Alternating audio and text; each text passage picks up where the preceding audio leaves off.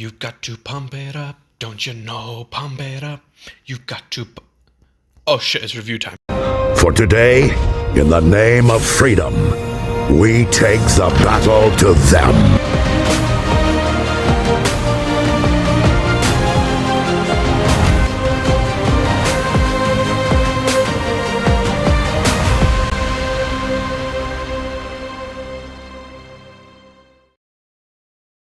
Ladies and gentlemen, I have decided to watch just a random movie because I saw this came out last year.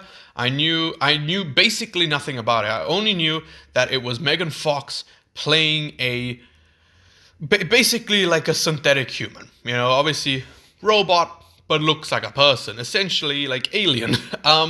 That's all I knew about this movie. I don't know what genre it was. And, you know, I mean, I think halfway through the movie, I was like, okay, this definitely isn't horror. But of course, the first thing I thought of when I was watching this movie is Megan. And I think a lot of people thought of Megan. And I am just going to start this off before I get into specifics by saying that this movie is 10 times better than Megan. Actually, no, not even 10 times. I'd say 20 times. Because the main thing about this movie is the characters are actually interesting. So the general plot of this, because I haven't actually seen anyone review this movie, I haven't seen movie reactions to it.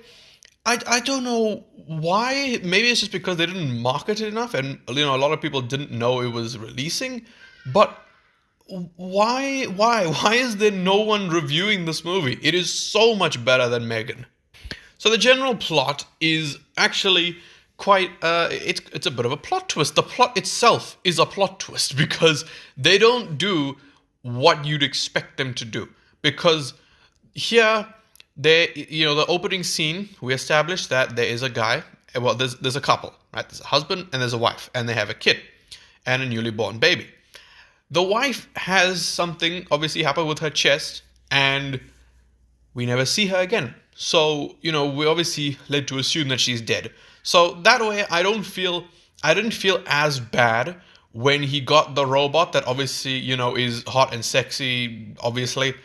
But then once it was revealed that she's alive and she's in the hospital, that's where everything changed. Because, of course, let's be honest, before I get to the part, we all knew that he was going to fuck the robot. Okay, we all knew it was going to happen.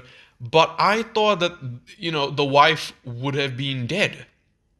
So that just made that scene 10 times worse. But anyway, so yeah, I actually do care about the characters. And it's nice, especially after watching Megan, where no one gave a shit about the Get Out woman, Gemma. No one cared about Gemma. No one cared about the kid, Katie, I believe. Katie. No one cares about her.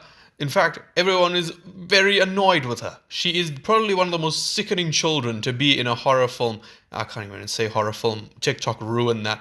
A PG-13 slasher film. You don't care about those characters. You don't care if they live or die. Here, look, I may have just been stupid, but I genuinely cared about everything that was happening here. I did not want him to get romantically involved with Alice, and I actually didn't care about their marriage. So I cared about their family, which is a big difference compared to other, you know, robot movies like this.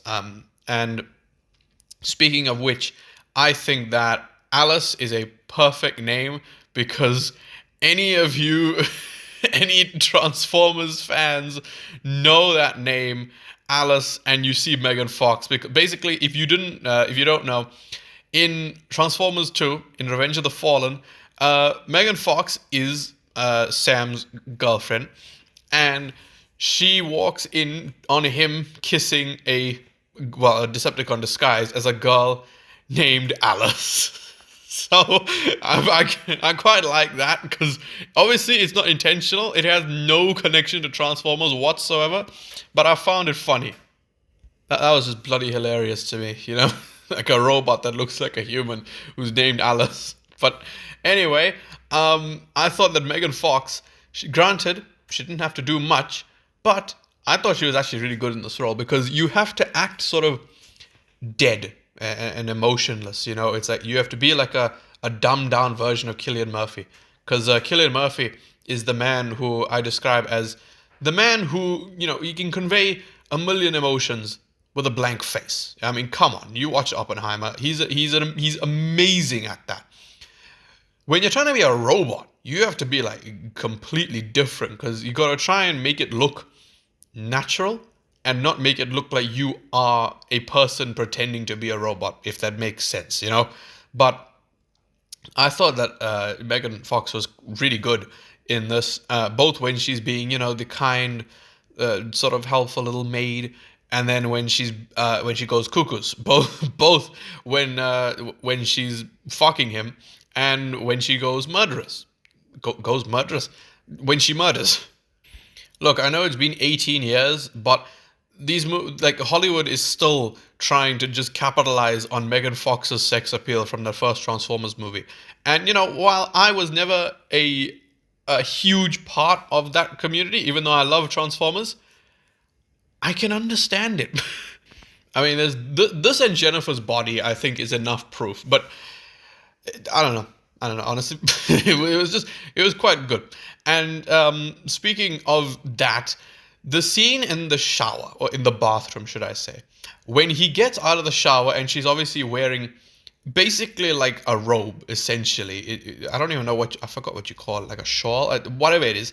It basically just one piece of fabric, and he's like, well, it's inappropriate, take it off. Buddy, you had to have known that she was going to take it off right in front of your eyes. Like, surely he would have known that. So, yeah. He was pretty stupid, but, again, they did it on purpose because even the wife said, she thought that he was going to get an old English butler. And meanwhile, he's over here with freaking Michaela Baines. I'd also just like to say as a side note that when the movie first started, that entire opening sequence, I thought that this was Oscar Isaac. Look, it could be the ears or it could be the eyes, but it really, I genuinely thought that it was Oscar Isaac. But yeah, I thought the main guy did a fantastic job, by the way. I think his name is like Michael or something. But he was fantastic. Absolutely amazing lead. I loved every scene of him sort of just breaking down, or when he gets like really pissed off at her, when she sort of brings up where she's like, would you like to satisfy me? And he gets so pissed. That was great. He genuinely was a good actor. And it's good when these movies get people who can actually act. Which even the actress that plays the wife was fantastic. I loved it. She was able to both portray the pain, but also, again, much like him, the anger. Especially when she finds out that he fucked Alice. Which, by the way, that scene was fantastic. I really, really love that scene. And how they revealed it. Because obviously we were all afraid that she would find out about what he did. But the way that it happened, I thought was just great. It really, really was. And yes, this movie isn't, as much as I'm describing the story, it is still a somewhat fun movie. It is definitely more mature than Megan, I would say. It's like a less violent version of the 2019 Child's Play film.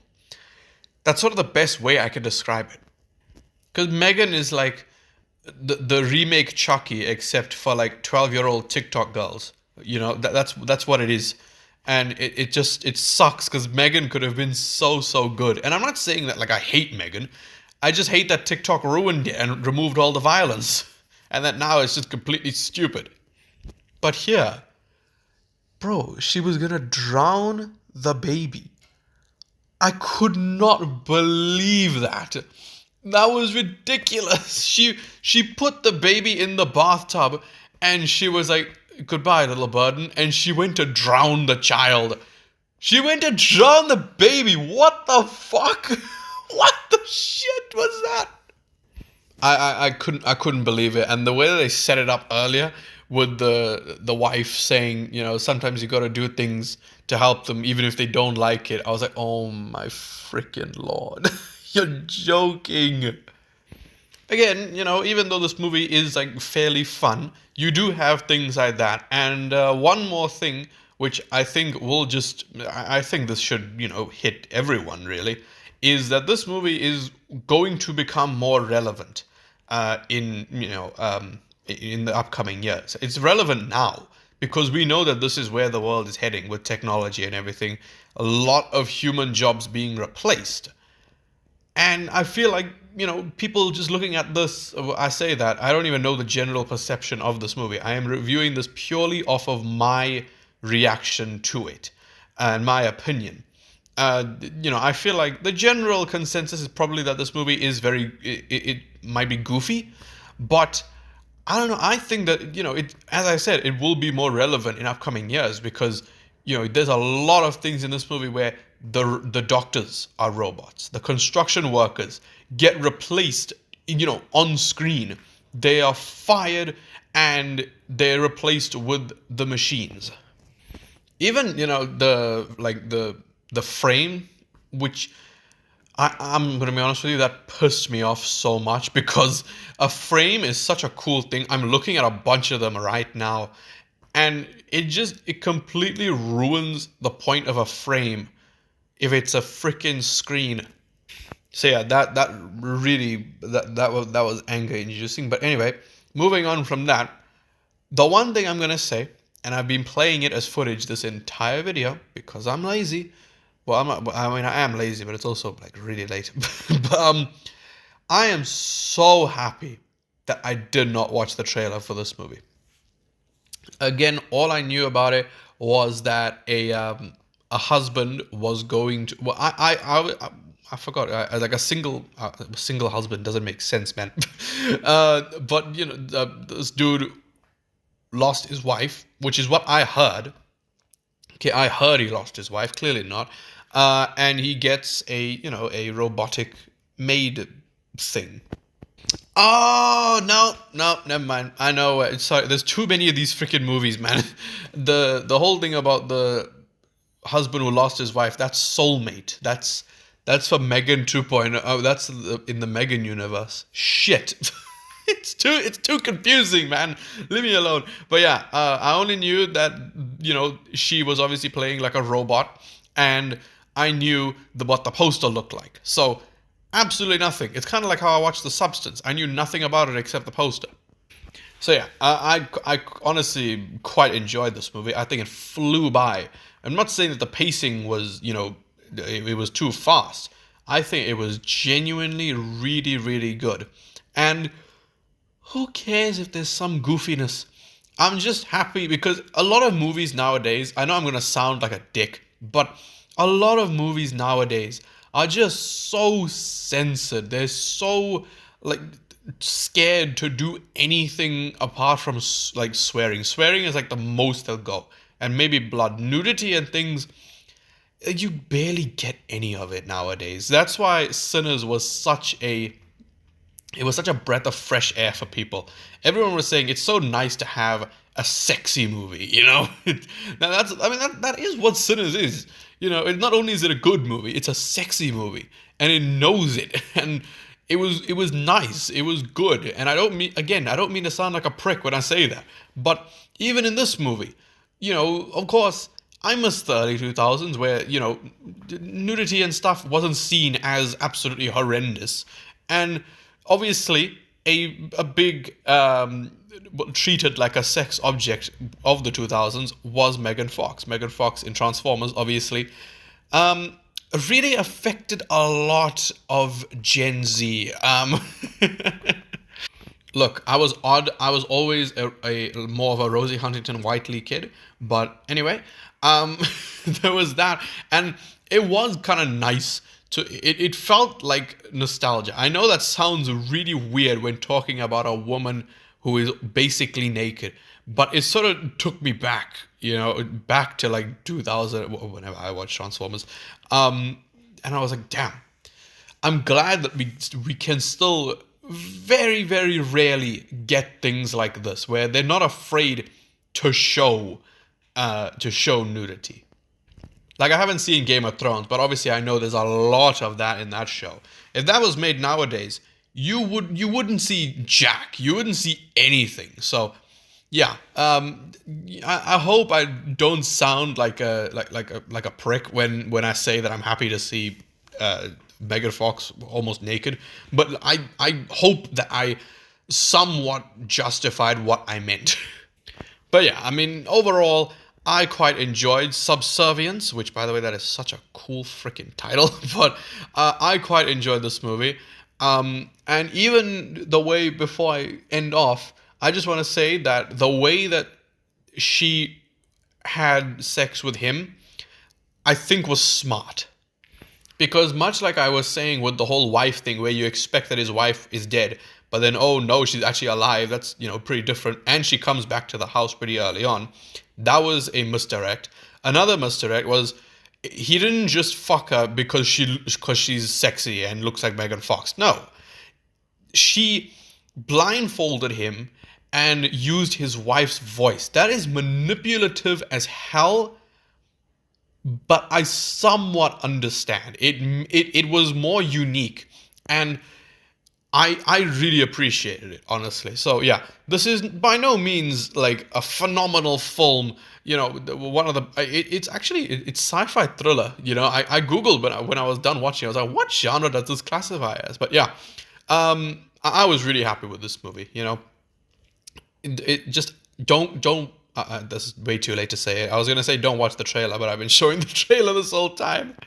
Why would you show the murder scene in the trailer? That is so fucking dumb. It is so stupid. But anyway, okay, I wouldn't say I loved it, but I really, really, really... Okay, yeah, I'd say I loved it. I love this movie. I thought it was great. I think they... everything they tried to tackle here, I think they did a great job with. I don't really have many negatives to say about it. It's Megan, but like 100 times better. In fact, I don't think there's a single thing from Megan that was better than this movie. I think this movie takes Megan and makes every single thing better. The reason for the robot coming in makes more sense.